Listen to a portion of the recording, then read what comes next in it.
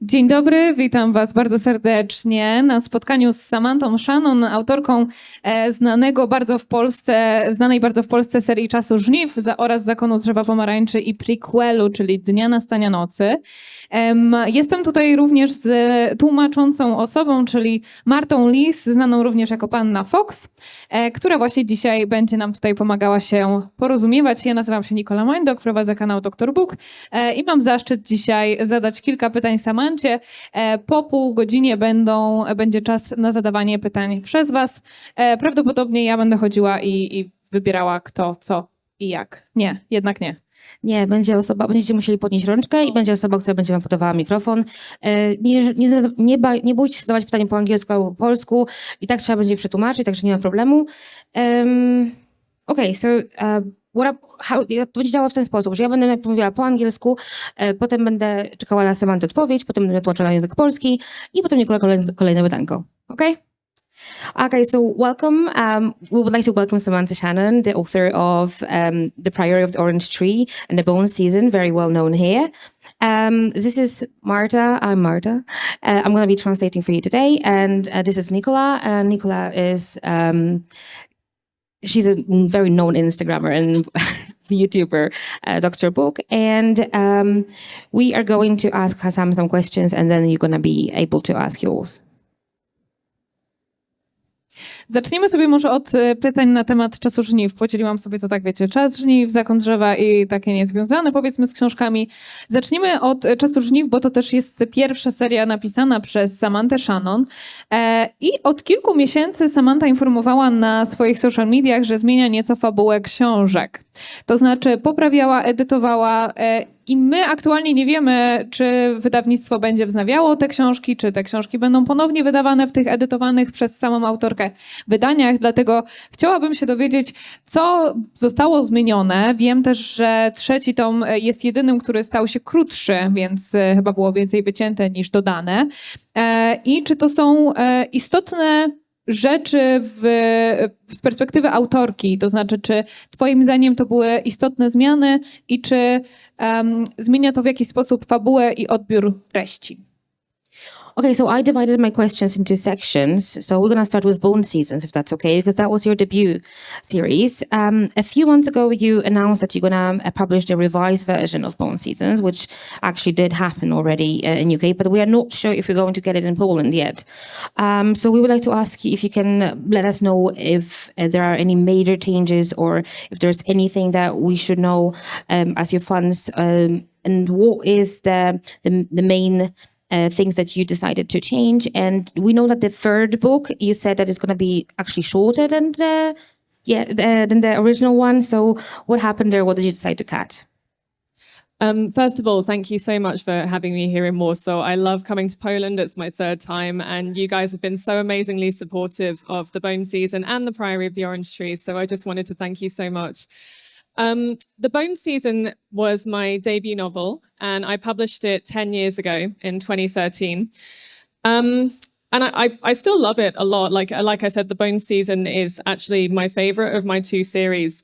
But when I wrote it, I was only between 19 and 20 years old. I did not have a lot of experience in writing, and I feel like I was also not particularly mentally well. I was at Oxford and I had a pretty rough time there for various reasons. And when I got my publishing deal, it was there was quite a lot of media interest in me, and I found that it was a lot of pressure. So I wasn't able to fully concentrate on editing the book in the way I now have the ability to do now, because I just do writing as my full-time job. So I decided that I would really like to go back and revise it. And it's been my dream to do this for the past 10 years. And now I'm going to let Marta translate before I carry on. Przede wszystkim bardzo wam dziękuję za to, że mogę tutaj z wami być. Uwielbiam przyjeżdżać do Polski, to już jest mój trzeci raz. Bardzo się cieszę, że bardzo mnie wspomagacie i jesteście tutaj ze mną. Tak, Czas żniw to był mój debiut. Napisałam go 10 lat temu, bo powstał w 2013 roku. Ja zawsze mówiłam, że absolutnie kocham tę serię. Jest to moja ulubiona seria, z tych, które napisałam, z obu tych, które napisałam. Ale miałam wtedy tylko 19 lat. Miałam 19 do 20 lat. Nie miałam żadnego doświadczenia i też nie do końca byłam w dobrym stanie psychicznym, kiedy pisałam te rzeczy. Byłam w Oksfordzie i z wielu przyczyn nie za bardzo dobrze się czułam. Kiedy więc dowiedziałam się, że książka będzie wydana, nie do końca miałam czas, żeby edytować wszystko, było bardzo duże zainteresowanie mediów, byłam pod bardzo dużą presją. A teraz i od 10 lat moim marzeniem było, żeby edytować tę książkę. Teraz mogę sobie na to pozwolić, mam czas, żeby do niej wrócić, bo teraz jestem autorką na pełen etat. So for the 10th anniversary, my UK publisher Bloomsbury wanted to do like a special edition to celebrate. And I said to them, how would you feel if I went back and edited it again? And they thought I meant like very small edits. And they said, sure, fine. Why don't you edit the first chapter and send it back to us so that we can see like what you mean by an edit? And I had to switch on track changes in Microsoft Word so that they could see everything I did. And if you haven't used it before, basically when you make a change, it comes up in like bright red. And by the time I sent back the first chapter, it was completely red. And they were like, oh, that's slightly more of an edit than we were expecting. And I was like, yeah, I know. How do you feel about that? And they were like, okay, well, this is insane. But if it really means a lot to you, then by all means do it. And it was a really interesting process going back and being my own editor, because I wasn't working with an editor because Bloomsbury didn't know what I wanted to do to the book. So I was guiding myself, going back, and it felt like a conversation with my younger self, which was fascinating. And I was actually very proud of my younger self when I read it, because the Bone season I was amazed by like how much imagination I'd had when I was 19. You know, I'm not sure I could come up with that story now. But there were also some moments where I was just mortified, like, oh God, why did you write that? Like, why did you do it? But then I could change it. So it was very cathartic, and I'm really, really pleased with the finished edition, because I feel like I did the story so much more justice. Like, I always knew that there were the bones of a really great story in there. And I feel like now I've like realized that vision with 10 more years of experience. I think it's like a better and more accessible introduction to the world of the Bone season. And then I decided to revise all the others because I like making my life difficult.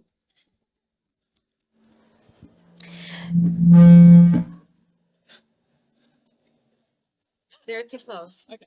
It happens when the microphones are too close to each other. Na 10. rocznicę wydania mojej książki Bloomsbury, mój wydawca w Wielkiej Brytanii, zapowiedział specjalną edycję. Powiedział mi, że chcieliby zrobić specjalne wydanie mojej książki i wtedy zapytali się, czy chciałabym zrobić jakieś małe zmiany. I powiedziałam, że w sumie bardzo bym chciała zrobić małe zmiany i powiedzieli mi, okej, dobra, to wyślij pierwszy rozdział tego, jak to widzisz i zobaczymy, jak to wygląda. Kiedy robiłam to musiałam używać Microsoft Word i jeżeli nie używaliście takiej funkcji zmiany w Wordzie, to jeżeli zmieniacie takie rzeczy, to one się pojawiają na bardzo czerwony kolor, jaskrawy czerwony kolor. I kiedy wysłałam ten pierwszy rozdział, okazało się, że wszystko było czerwone. I oni powiedzieli, że no nie spodziewali się do końca tego i to jest lekko szalone, ale jeżeli to jest coś, czego ja chcę, to oczywiście jak najbardziej spełnią moje oczekiwania. Stwierdziłam więc, że zmienię całą książkę i mało tego, zmienię całą serię do tej pory napisaną. To było bardzo interesujące doświadczenie, ponieważ nie miałam swojego edytora, jakby nie miałam swojego redaktora. Sama byłam dla siebie redaktorem, ponieważ to była rozmowa między mną, młodszą mną, a mną teraz. Nikt nie wiedział, co tak naprawdę chcę przekazać w tej nowej edycji, więc musiałam to robić sama. Natomiast teraz jestem bardzo, bardzo dumna tym, z tego zmian, które napisałam. I myślę sobie, że są miejsca, których jestem bardzo dumna i które były naprawdę świetne. I wyobraźnia mojej młodszej mnie była fascynująca. Nie jestem pewna, czy byłabym w stanie zrobić to teraz, napisać taką historię teraz. Z drugiej strony były takie miejsca, kiedy miałam o rany, naprawdę, czemu ja to napisałam, ale mogłam je zmienić, więc to nie jest problem. Przeszłam przez taki katarzis i teraz jest to lepsza historia, oddaje lepiej to, co chcę przekazać i jest świetnym początkiem do całej serii. So there aren't necessarily that many really extreme changes. It's more about the style in which it's written. I have a slightly different writing style now. Like when I was younger, I used to write in quite a choppy way, like quite a lot of short sentences. And now, after I wrote The Priory of the Orange Tree, I think I am a much more lyrical writer. Like my writing flows a lot better. There are some jokes in there that I thought of years later, and I was really annoyed that I hadn't put them in the first time. So I think Paige, the main character, is maybe a little bit funnier. But I think if you haven't read the Bone season for a while, you might not even necessarily notice the difference. And a lot of people have said to me, like, can we still read book 5 if we haven't read the revisions? And absolutely you can. Like, I've designed the revisions so that they come back together in book 5. The thing I do recommend is that if you are going to read them in English, that you don't try to combine the revisions with the not revised versions, like the revisions and the originals. Like, I think if you're going to read them, you either read the originals or you read the revisions. Like, don't try to like read the first revised book and then the second original book, because it will be really confusing. But yeah, you can read either one and then everyone will be able to read book 5. It won't be a problem. Myślę, że to, co przede wszystkim się zmieniło, to mój styl. Nie zmieniłam dużo, jeżeli chodzi o kontekst, bo kiedyś pisałam takimi fragmentami, a teraz, po tym jak napisałam Zakon drzewa pomarańczy, piszę bardziej płynnie i to chciałam właśnie zmienić w czasie żniw. Dodałam też pewne żarty, o których żałowałam, że nie pomyślałam wcześniej. Paige jest na pewno, główna bohaterka jest na pewno dużo bardziej zabawna. Często ludzie pytają mnie, czy mogą czytać teraz 5. część bez czytania tych wcześniejszych, bez czytania tej nowej części zmienionej. I oczywiście jak najbardziej tak, nie zmieniło się nic w takich ważnych kontekstach. Natomiast nie polecam tego, żeby czytać na przemian, czyli na przykład jedną zmienioną, drugą niezmienioną, ale jeżeli zaczniecie czytać wszystkie zmienione, to wszystko jest okej, albo niezmienione, to też wszystko jest okej. Dobrze, uważam, że to bardzo nasyciło nas i na pewno chcemy, żeby wydawnictwo EXPO zdecydowało się na wydanie tych nowych edycji, bo fantastycznie byłoby to jednak zobaczyć na nasze polskie oczy, że tak powiem. I przejdźmy do kolejnego pytania, które dotyczy zakończenia końca maskarady, dlatego że nie da się ukryć, że Samanthą zostawiła nas w ogromnym zawieszeniu i chyba połamała serce większości z nas. Czy możesz nam cokolwiek zdradzić na temat tego, co się będzie działo na początku 5. tomu? Okay, so we definitely do want to read the revised version, and we hope that your publisher in Poland decides to publish the new ones as well, because our Polish eyes really would like to read that. But the next question is that, you know, at the end of the latest book, you left us with a massive cliffhanger. And we know that it's a tricky question, but is there anything you can tell us about the new one? Yes, I can. I probably shouldn't, but let's do it. You won't tell anyone, will you? So the book 5, I've just finished the draft, like the first draft of the book. It's the longest Bone season book so far. It may be cut down in edits, but so far it does seem to be the longest. So I hope it will be worth the long wait, which was caused by me writing A Day of Fallen Night. It does end on quite a nasty cliffhanger, I know. Book 5 does not end on a cliffhanger at the moment. Things might change. You never know how I'm going to feel. It has slightly, I think mostly the books are going to alternate between cliffhangers and not. Oh no, hang on, that doesn't. Yes, no, that does work. Yes, they alternate between cliffhangers and not cliffhangers. So book 6 will probably have a really nasty cliffhanger. Just pre-warning you. So book 5 is, as you'll know if you've read the series, the series moves around the world quite a lot. So this one is going to be mostly set in Italy. Although currently there is one single chapter set in Poland, and I'm hopefully it stays. But I had to have the opening chapter. I knew it could have been in like several different countries, and I'm like, where do I like, and where do people like the Bone season? I think it's Poland. So hopefully that stays in there. And yeah, I can't say that much about it, but yeah, it's mostly in Italy. It's going to be in Venice and Naples and Orvieto, which is like a small hilltop city that I visited recently. I can't really say that much else. It's like angsty and romantic, and I'm very happy with it so far. Właściwie to tak mogę wam coś powiedzieć, chociaż nie powinnam, wiem, ale i tak powiem. Jak wiecie, teraz piszę 5. część i mam już pierwszy draft, czyli pierwszy szkic. I jak na razie jest to najdłuższa z książek, ale no, nie wiem, czego spodziewaliście się po dniu nastania nocy. Natomiast nie ma w tej 5. części takiego zakończenia, po którym będziecie bardzo mocno czekali na kolejną część. W sensie nie ma cliffhangeru. Nie wiem, czy jakieś fajne polskie tłumaczenie. Nie, chyba nie ma.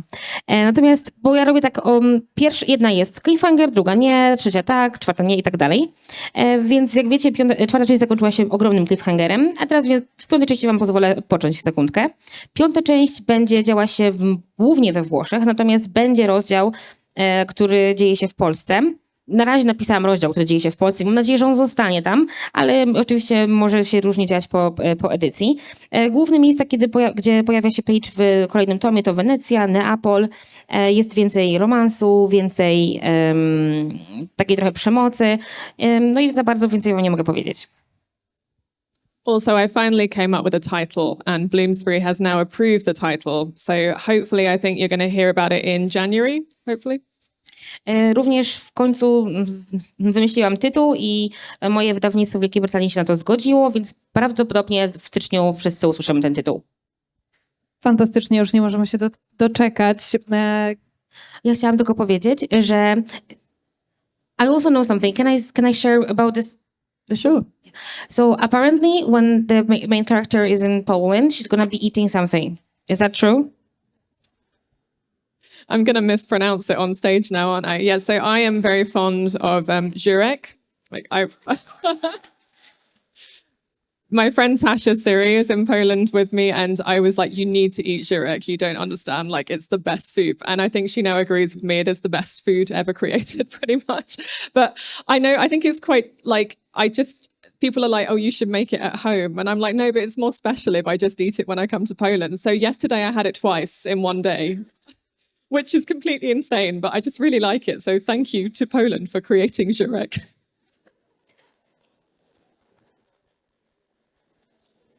Tak jest, mam nadzieję, że nie powiem tego źle teraz na scenie, ale tak, uwielbiam żurek. Jest tutaj ze mną moja przyjaciółka Tasha Suri i powiedziała mi, że musi zjeść żurek, bo żurek jest najlepszym jedzeniem kiedykolwiek wymyślonym na świecie. No i ludzie pytają mnie, dlaczego nie zrobię sobie go w domu, ale to nie jest to samo. Specjalne jest właśnie wtedy, kiedy jem to gdzieś na mieście. Mało tego, wczoraj zjadłam żurek 2 razy. No i Tasha też się ze mną zgadza, że jest to bardzo, bardzo pyszna zupa, więc tak, Paige będzie jadła żurek. We have Jurek later. Of course, yes. Every day, I promised. And yeah, every day żurek. Okej, na spotkaniu w Poznaniu, takim, które mieliśmy dosyć małe w zeszłym roku, Samanthą zdradziła nam taką bardzo fantastyczną ciekawostkę na temat tego docelowych losów Page, kiedy pisała tę książkę mając 19-20 lat. I nie wiem, czy Samanthą będzie chciała nam tak otwarcie powiedzieć o to, do czego ja teraz myślami biję, natomiast na pewno są jakieś plany, jakieś punkty, których nie doczekaliśmy się już w powieściach, kiedy Samanthą pisze je już od 10 lat, które w którymś momencie przestały być tak istotne i czy jest coś takiego istotnego, co na początku wydawało ci się być taką oczywistością, że to na pewno będzie w kolejnych tomach, ale jednak z biegiem czasu zdecydowałaś się, że to w sumie niech to już się nie pojawi w tej książce. Okay, so in Poznań last year, you did tell us a little bit of what Page destiny will be, like what Page is going to go to. But essentially, we have noticed that some of the plans that you mentioned before have changed. And Nikola is wondering if you know particularly what she's talking about. There was this one bit of information that you said a Page will go through, and we think, yes, she didn't. And so the question is, are there any certain plans or certain ideas you had that you were so sure that it's going to happen, and then you were like, no, actually, that's not where the story goes to? I think the one Nikola is talking about is that there was originally going to be like a pregnancy plotline, which I created when I was still kind of in my Twilight moment.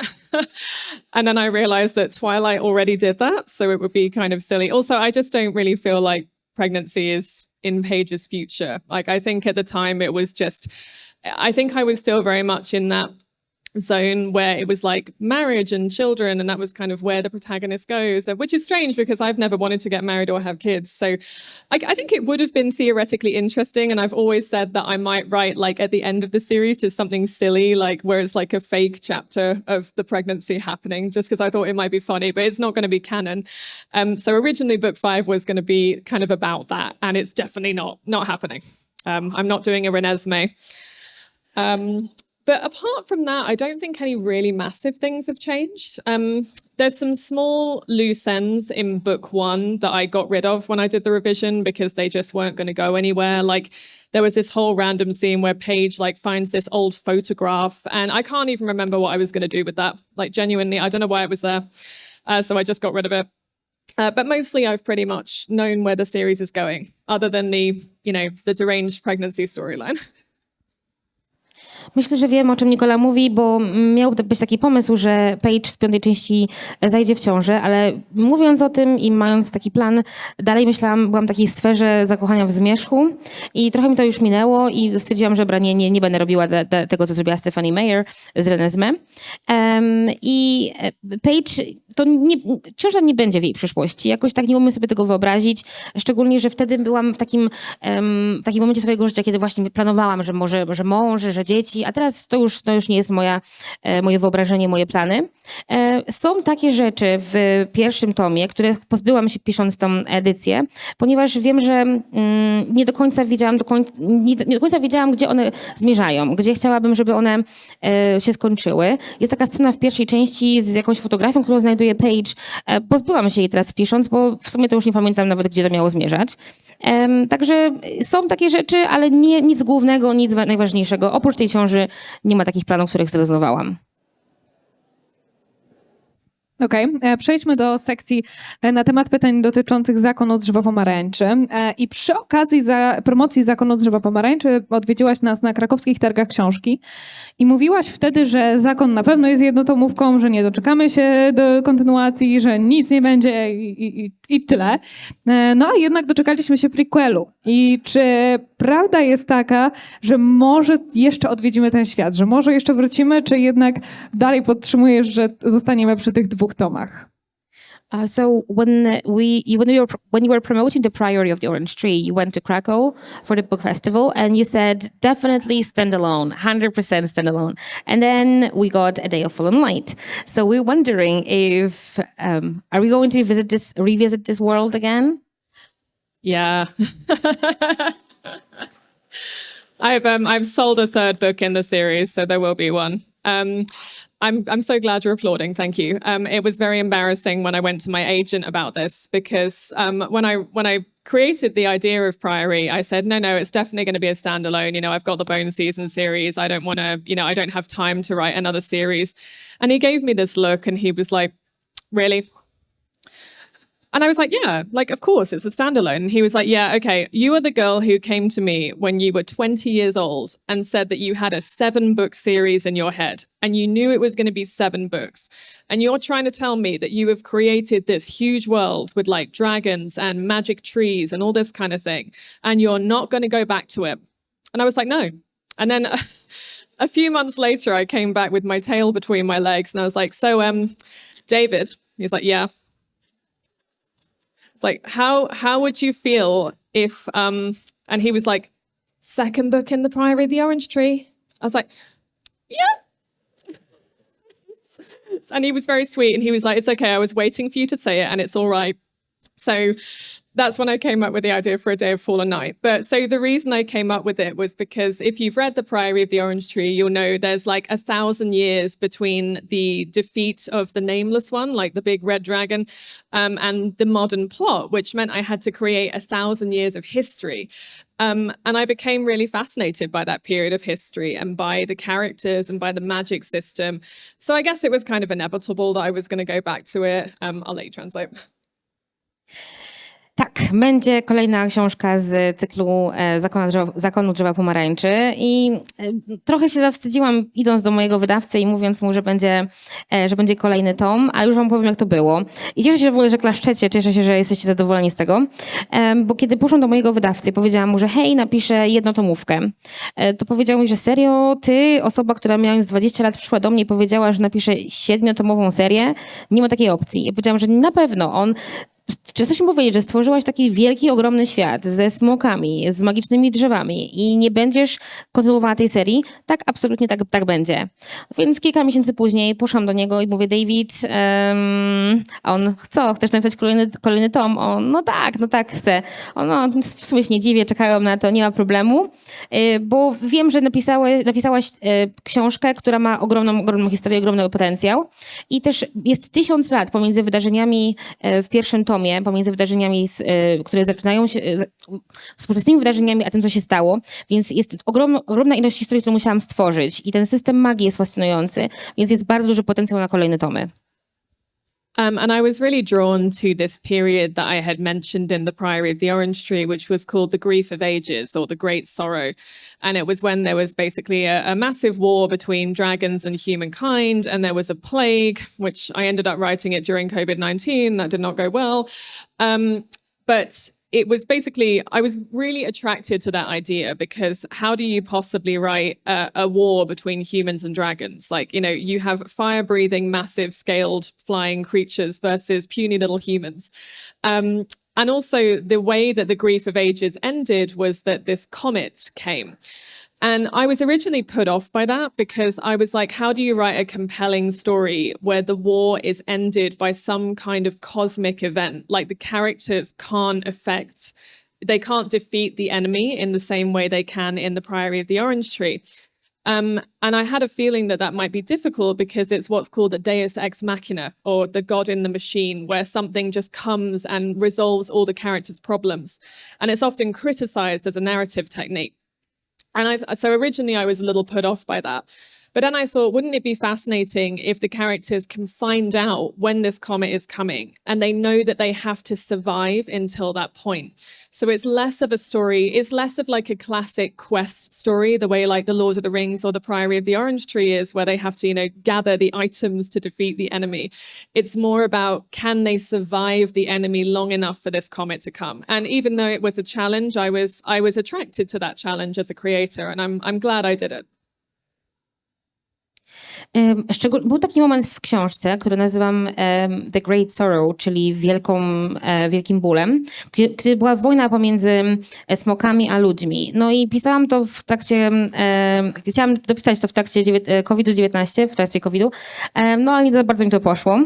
Bo stwierdziłam, że jak to można zrobić, że jest wojna pomiędzy takimi majestic po prostu stworzeniami, jakimi są smoki, a ludźmi, którzy są po prostu tacy niewinni, jakby nie za bardzo mają jak się bronić. I wtedy pojawia się ta kometa, która ma zniszczyć wszystko. I nie za bardzo wiedziałam, jak napisać coś, co będzie taką, co będzie kończyło tę wojnę pomiędzy smokami a ludźmi i nie będzie widziane jako The God and the Machine, czyli taka kreacja, którą robią często autorzy, ale są bardzo krytykowani, że po prostu coś nagle się pojawia i coś wszystko rozwiązuje. Więc stwierdziłam, że najlepiej będzie, jeżeli oni będą musieli przetrwać do momentu, że oni będą wiedzieli, że ta kometa się pojawia, że ona będzie w tym świecie i oni będą przetrwać tak długo, jak będzie trwała ta wojna aż do tej komety. I nie jest to taka historia jak w Tolkienie, ale jest to historia bardziej przetrwania przed tym ogromnym wydarzeniem. Okej. I teraz... That was a difficult one. No, that's okay. That's fine. I just got flustered. To prawda, nawet dla mnie to było trudne. A ja nie tłumaczę. Teraz tak, pisanie której z perspektyw, czy to będą perspektywy dotyczące powiedzmy tego północy, południa, czy perspektyw dotyczących konkretnych postaci, sprawiła ci największą przyjemność, a która była najtrudniejsza? Which point of view was the most difficult for you to write, and which one was the most pleasant? I actually really enjoyed all of the perspectives in A Day of Fallen Night. I suppose they were all challenging in different ways. So all of the narrators had, in some way, we were similar, but also in some way we were different. Like Wolf, for example, is a man. I'm not. Tanuva is in her 50s. I have never been a woman in my 50s. Glorian is a princess. I've never been a princess. So there's always things that about the characters that I don't necessarily know myself, but I could usually find some kind of similarity with them that made them easier to write.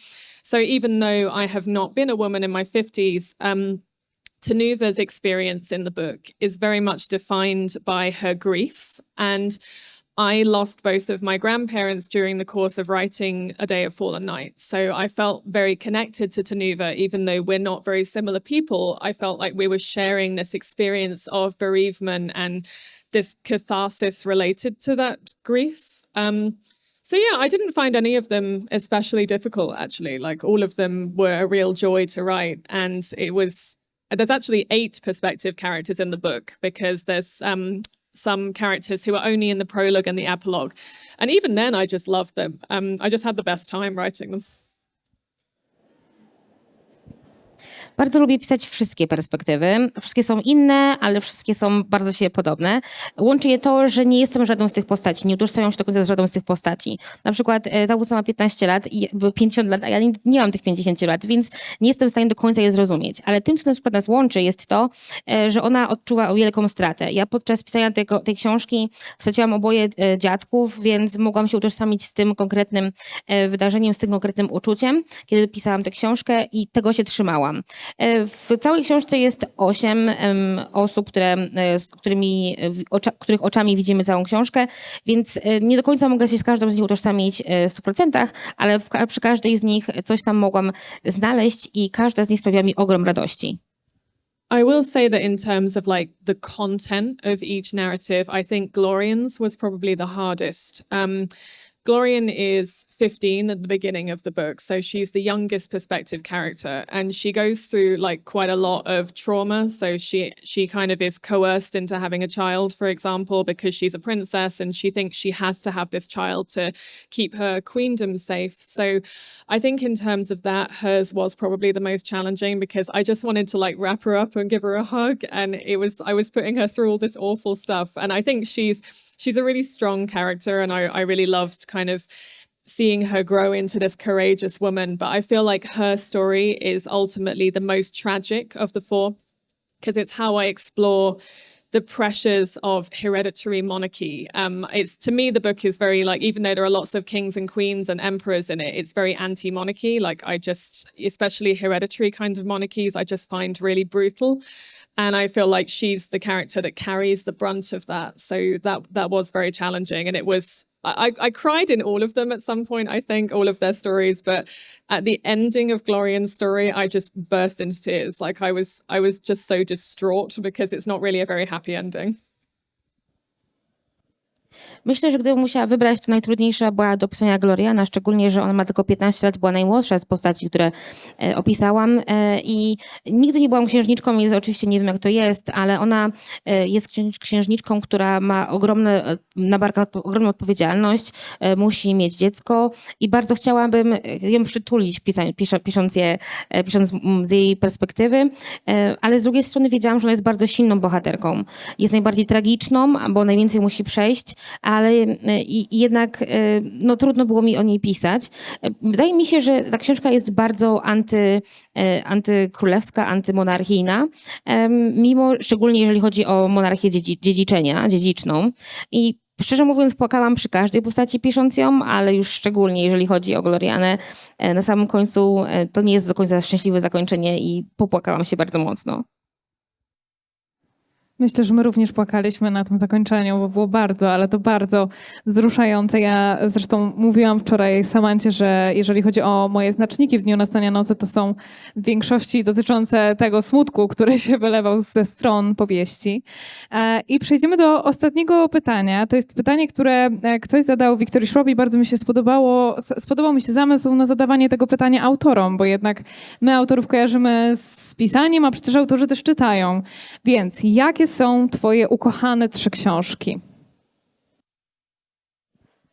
We also cried a lot, and Nikola mentioned to you yesterday that when she was putting the notes in her book, it was mostly about the sorrow she felt.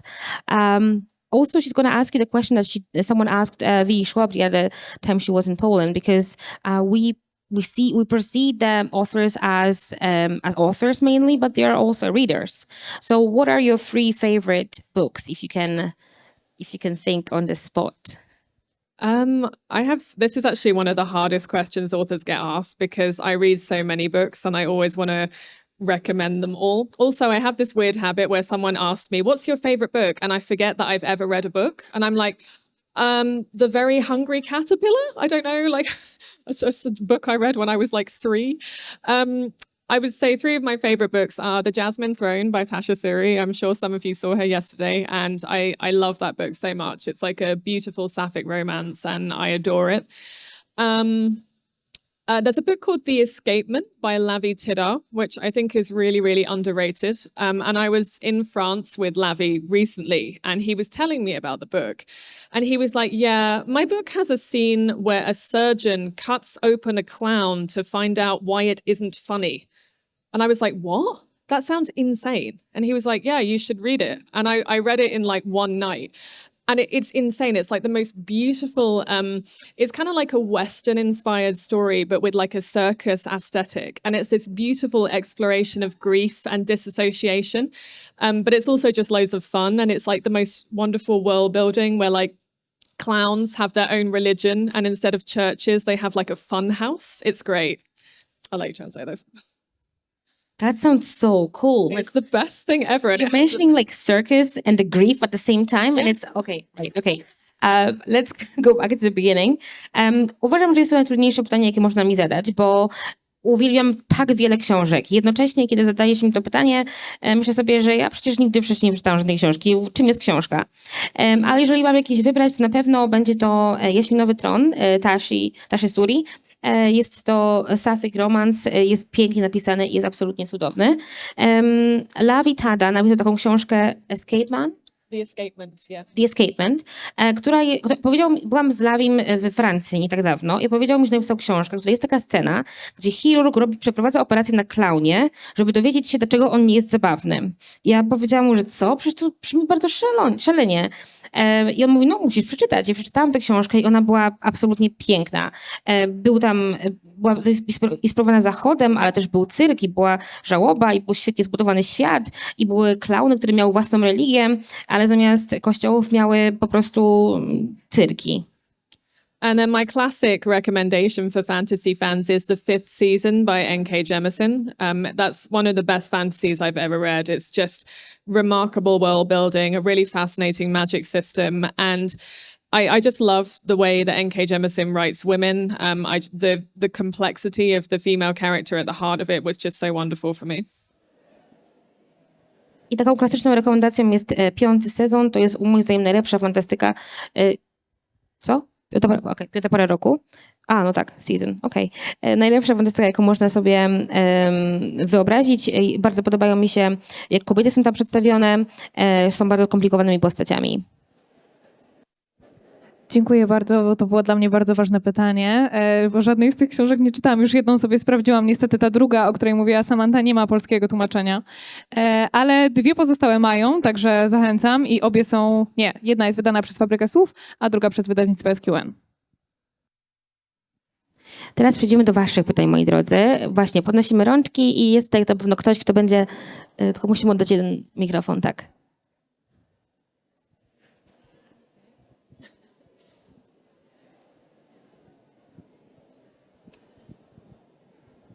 Hello. So basically, let's rewind to 2019. You've just released the Priory of the Orange Tree. No book talk has happened yet.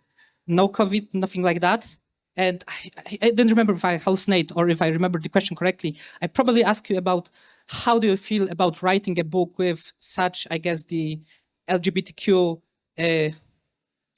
theme motive behind it. And now we have 2023, book talk happened, COVID happened, and I guess more of those sapphic books were released and stuff like that. How do you feel? How do you compare those two, I guess, realities, if I say in terms of the book world?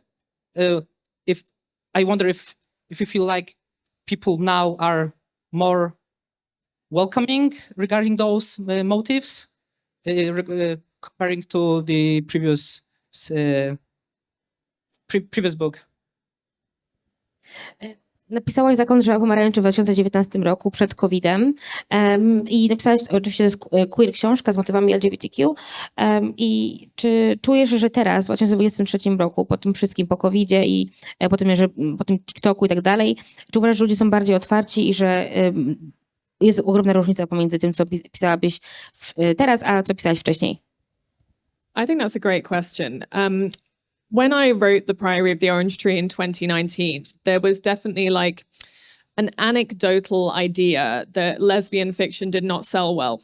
I think it was vaguely based on the idea that statistically most readers are women, and they're mostly going to be straight women, again, just by means of statistics. And I think publishers kind of assumed that meant that most readers would statistically not be interested in lesbian fiction. And so I knew it was maybe a bit of a risk to write it, but it was important to me to do it. I had just figured out that I was not straight. I really felt strongly that this was meant to be a sapphic romance. And I really love that my publisher didn't question it. They never treated the book like it was any different from a straight book. Like, they put a lot of money into promoting it. They put a lot of support and weight behind it. Like, they never thought it was going to be a niche book. But I do remember, like, very close to when it came out, my grandmother, who's now passed on, she said, Samantha, is anyone actually going to want to read an 880-page book about lesbians and dragons? And I was like, well, now you're making me doubt myself. Thank you. I mean, I want to read, I wrote it. I would love a book about lesbians and dragons. And then it hit the New York Times and she was like, oh, clearly they did. So she was quite happy with that. So I think it did take me by surprise when obviously Book Talk happened and there was this explosion of sapphic fiction. I mean, it was a lovely surprise. And I think it proved to publishers that there is like a hunger for that kind of fiction. Sorry, I'm so aware. I will let you translate and then carry on. To bardzo interesujące pytanie. Mówiło się wtedy, kiedy pisałam Zakon Drzewa Pomarańczy w 2019 roku, że książki sapphic romanse fantasy się na pewno nie sprzedają, że książki statystycznie rzecz biorąc kobiety, które czytają, to są, najwięcej czyta kobiet, więcej kobiet niż mężczyzn. I mówiło się też, że najwięcej czyta kobiet, które są heteroseksualne. Więc nie ma żadnego zainteresowania. I ja wiedziałam, że pisanie tej książki jest bardzo ważnym, bardzo ryzykowne, natomiast było dla mnie bardzo ważne. I podobało mi się to, że mój wydawca w ogóle tego nie zakwestionował. Powiedział, okej, nie ma problemu. Ja zrozumiałam wtedy, że też nie do końca nie jestem osobą heteroseksualną, więc dla mnie to było bardzo ważne, żeby tę książkę napisać. I wydawca okazał mi ogromną ilość wsparcia, ogromne pieniądze poszły na promocję tej książki. I nawet moja babcia, która teraz niestety już odeszła, zapytała się, hej, czy naprawdę uważasz sam, że ktoś będzie chciał czytać książkę, która ma 890 stron i mówi o lesbijkach i smokach? No ale wtedy książka wyszła i pojawiła się jako hit New York Timesa, jako bestseller, no i stwierdziła babcia chyba, że chyba jednak chcą doczytać. A okazało się to ogromną niespodzianką. A tak, oczywiście, jak się pojawił TikTok i BookTok, to nastąpiła eksplozja sapphic romansów, z czego się oczywiście bardzo cieszę. And the Book Talk support has continued to astonish me, like not only on Book Talk, but other social media platforms as well. I mean, The Priory of the Orange Tree, I found out this year, it's sold over 1 million copies in English, which that's like more than any of my other books put together, which is just crazy to me that like a sapphic book has had that much love and support behind it. I guess whether or not I feel people are more welcoming, I mean, I've seen in America, obviously, there's been a real pushback against like any kind of LGBTQ fiction, which is frustrating. I don't think that's affected Priory so much because it is an adult book and it seems to be more of a panic around like kids and like kind of MG books. So I've been lucky that adult hasn't really been touched by that. I think the only concern maybe is that publishers might think it's a trend. And I have seen, like, obviously not naming any names, but I've heard of authors who've written a book that is straight, and the publishers have said, can you make it sapphic? And even though, like, that just seemed a little weird to me, like, it seemed a bit like, oh, they're trying to shove it into this, what they're perceiving as a trend. So, I mean, The Priory, again, was published in 2019. It's still selling very well now. So is A Day of Fallen Night. So I like to think that the longer this goes on, the more they'll see it's not a trend. It's that they're providing something that people really genuinely want and that there is a genuine need for.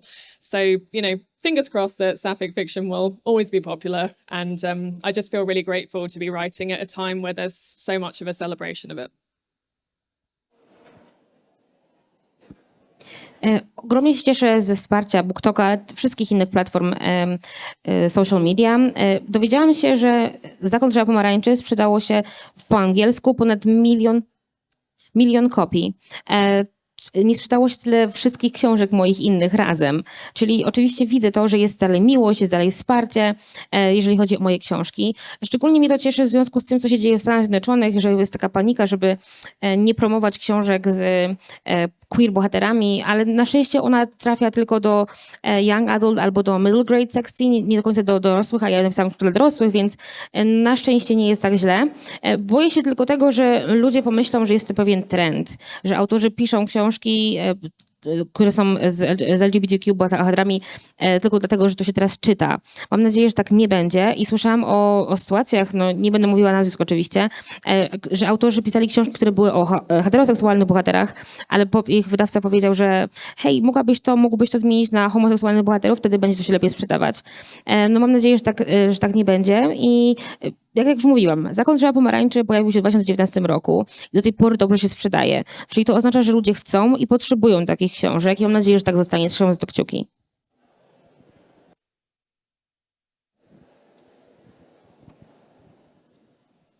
Okay, so I have two questions. First one, can you tell us if Nick will be in the 5th volume of the Bone season? Because I really like him.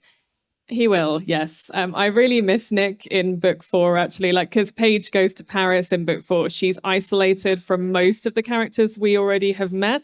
Not Arcturus, obviously, he's still there. But I did love the French characters, but it was also really fun to get some of the old crew back. So you'll see a lot of Nick, a lot of Maria. Thanks. But yeah, it was great to have Nick back because he's such a comforting presence in Paige's life, and it's nice for her to be back with her best friend. Pytanie było o Nika, czy pojawi się w kolejnej książce i tak, Nick pojawi się w kolejnej książce, ponieważ akcja działa się w Paryżu i wtedy brakowało paru osób, ale pojawią się z powrotem, wróci Nick i wróci też Maria, także pojawią się ci, którzy wspierali wcześniej Paige. Okay, and the second question is, we know that in the Bone season world there are such as artists as Billie Holiday and Frank Sinatra. Are the more recent artists also are in this world? Like, I don't know, David Bowie, Metallica, and even the present ones. Wiemy, że w The Bone Season, czyli w czasie żniw, pojawiają się tacy artyści jak Billie Holiday czy Frank Sinatra. Czy pojawią się też inni bardziej współcześni, tacy jak na przykład David Bowie czy Metallica? That's such a great question. I think I would probably not mention them if so, because I think there is a point at which things can be too modern and they start to sound jarring in the Bone season world. So I really love the same music as Paige and Arcturus do. Like, I love music from like the early 20th century, like Billie Holiday. And I loved putting those in there because I liked them having that to bond over. I think it was actually, I had to consider this in book 5 because Paige goes outside Scion for the first time and she's in the free world, which in a way is slightly more similar to our world. And I had to think how much of the real world can I put in here before it sounds weird? So like she's looking up something online and I was like, does Google exist in this world? And I just couldn't put Google in there. It sounded too weird. Like, even though Google could theoretically exist. And so there's no Twitter or anything like that. I had to make up like other social media names. Actually, I found out a really fun fact while I was doing that. So I was trying to look up if Google had ever had a different name, like if there was like an early name that I could use for it. It's so terrible. Google was originally called Backrub. Like, what does that was the original name for Google. And I'm so glad they changed it, but I couldn't use that because it was just too weird. But yeah, so maybe those artists exist, but I probably wouldn't mention them because I feel like they're a bit too close to like just recent times. It would just start to feel a bit strange, I think. To jest absolutnie świetne pytanie. Nawet jeżeli by istnieli, to raczej nie podałabym żadnych imion. Paige słucha Paige lubi tę samą muzykę co ja, czyli bardzo lubi właśnie Billie Holiday, lata 20 i tak dalej. W tej książce Paige wyjdzie poza Sion, więc ten świat, który będzie się znajdować, będzie przypominać nasz świat. I zastanawiałam się właśnie, ile naszego świata mogę pokazać, ile z tego naszego świata będzie w tym jej świecie. I był taki moment, kiedy, czy w ogóle istnieje Google, był taki moment, kiedy Paige musiała coś wyszukać i zastanawiałam się, czy istnieje w ogóle Google. Z tego dowiedziałam się też, że Google kiedyś miało inną nazwę i nazywało się masaż pleców, back rub. I uważałam, że to jest bardzo, bardzo dziwne i chciałam użyć tej nazwy, ale stwierdziłam, że nie, to jest jednak zbyt dziwne i nie wstawię tej nazwy. W świecie Paige będą też social media, ale nie będzie to Twitter, będzie to zupełnie inne rzeczy. Po prostu stwierdziłam, że wezmę niektóre rzeczy, ale zmienię ich nazwy. There's also like a fake version of Wikipedia in it, where Paige looks up her own Wikipedia entry, which was quite fun. Jest też taka, powiedzmy sobie, Wikipedia, ale troszeczkę inna, gdzie Paige wyszukuje samą siebie. Okay, so like the words in both Prior and the Bone Season are quite complex and developed, and I assume you had to put a lot of work and effort into them. So my question is, how do you manage not to get lost in world building?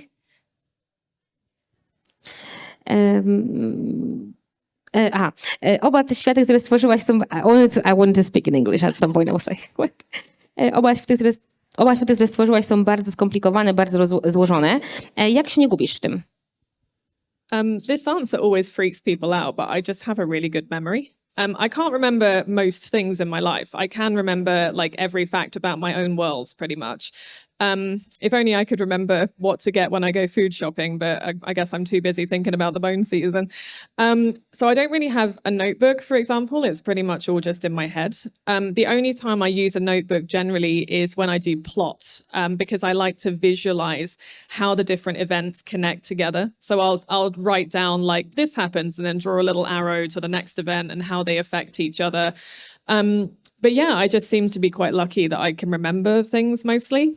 And I'm also lucky that I have people at Bloomsbury who can create nice charts and maps for the books to help the reader remember things.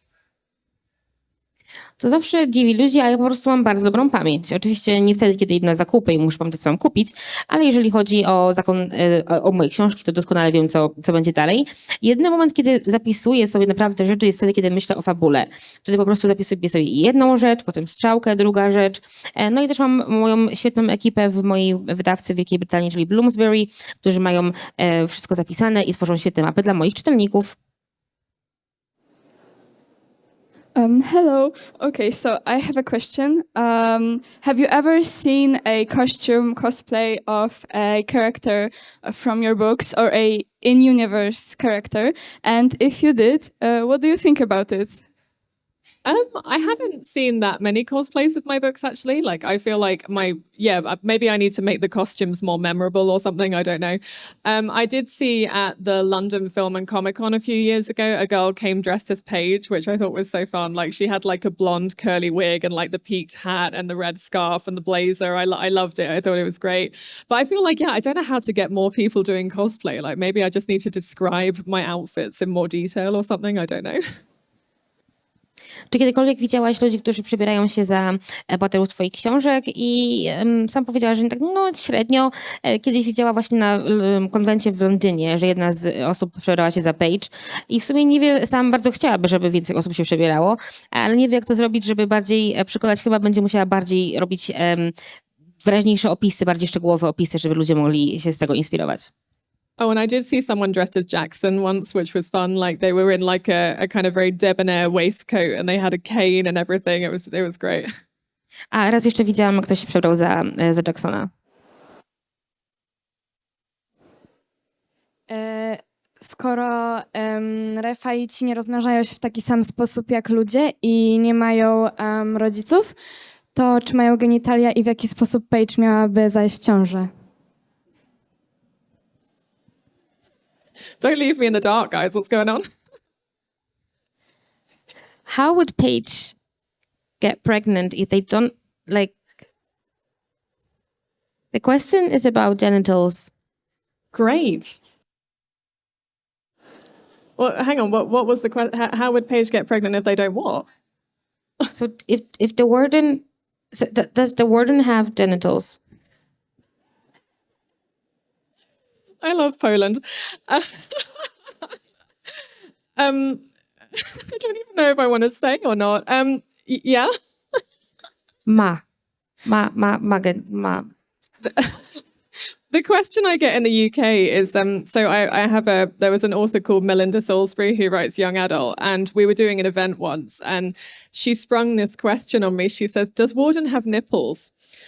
And now it's like a running joke that every time I get interviewed about the Bone season, like my friend Kate Dillon interviewed me for the Bone season revision this year. And she was like, so Sam, the nipple question. I was like, is this it? Is this my legacy? The nipple question? Is that it? So now it's also the genital question. So thank you so much. I'm not saying that book 5 is a little spicy, but it might be a little spicy. Just saying.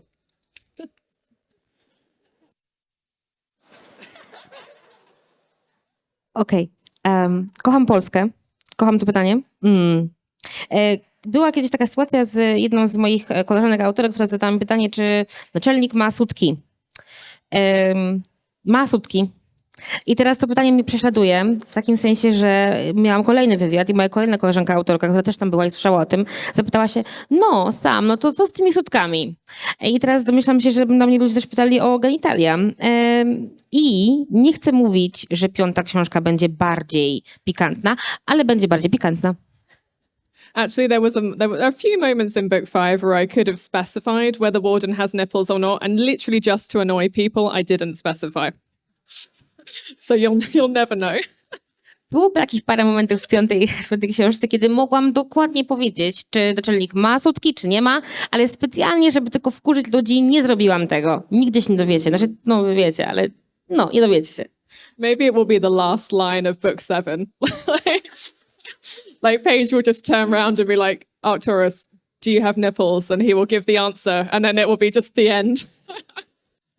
Bardzo możliwe, że będzie to ostatnia rzecz, którą wyjaśnię w 7. części, pod koniec 7. części, kiedy Paige do niego się odwróci i zapyta go, hej, masz sutki?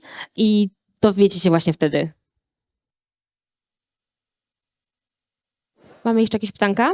O, mamy. A jak stoimy z czasem? Hello. So I have 2 quick questions.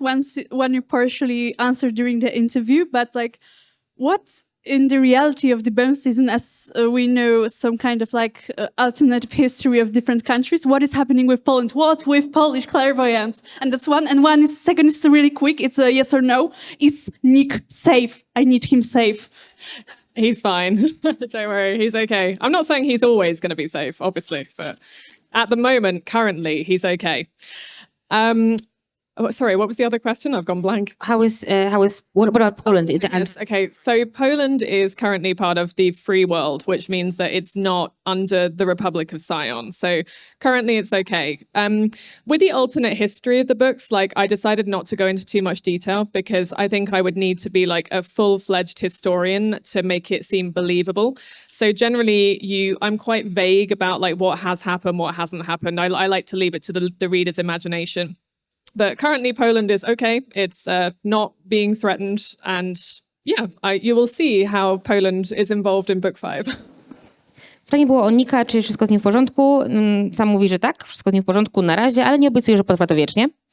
A jeżeli chodzi o Polskę, pytanie było, co się dzieje z Polską podczas tej alternatywnej historii. Powiedziała, że na razie jest częścią wolnego świata, a nie Republiki Syjonu, ale nie wdawała się bardzo w szczegóły, jeżeli chodzi o kraje, no bo też nie chciałaby robić z tego książki historycznej. A dowiemy się więcej o Polsce, co się z nią dzieje w kolejnej książce. And you also find out a bit more like how free world clairvoyants define themselves, like what names they use, that kind of thing. Like obviously in London, Jackson's 7 Orders of Clairvoyance system is like very prevalent, but it's less prevalent outside. So you'll see a little bit more about that. Więcej szczegółów właśnie o historii, szczególnie o Londynie, o tym, co się dzieje z Jacksonem i tak dalej, dowiecie się po prostu w następnej książce. Hi, thank you for coming to Warsaw, and I would like to ask you if you have a plan or the idea for a book that you want to write. and is not connected to the Prior of Orange Tree or the book, the Bone Season?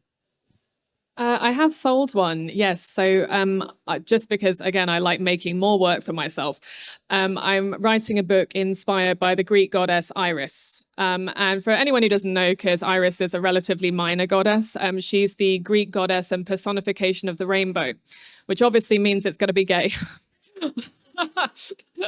People were like, is it going to be gay? I was like, yeah. So I can't say a lot about it yet, but it's going to cover quite a large kind of period of Greek mythology. It's going to cover the Trojan War and before the Trojan War. And it's actually, even though it's told by Iris, it's quite focused on like Hera and Aphrodite. So I'm really excited about it. I can't say a lot because it's not going to come out for a few years and I need to do a lot more research before I start writing it.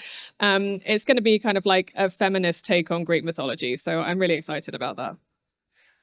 Pytanie było o tym, czy sam pisze cokolwiek innego, oprócz oczywiście Zakon Drzewa Pomarańczy, kolejnej części i Czasu Żniw. I tak oczywiście sprzedała kolejną książkę, pisze książkę o greckiej bogini Iris, która jest boginią tęczy, więc oczywiście tak, będzie lesbijką.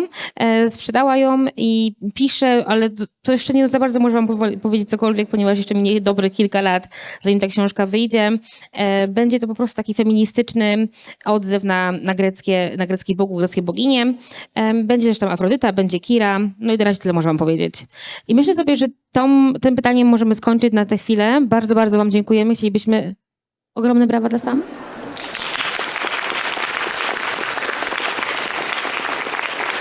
I słuchajcie, ogromne brawa dla Marty, która się tutaj naprodukowała. Kartek nam napisała mnóstwo. Myślę, że one mogłyby spokojnie na Wośpie być wystawione. Jeszcze raz ogromne brawa dla Sam, która po raz kolejny przyjechała do Polski. Dziękujemy bardzo Targom Fantastyki za zaproszenie i zapraszamy na podpisy.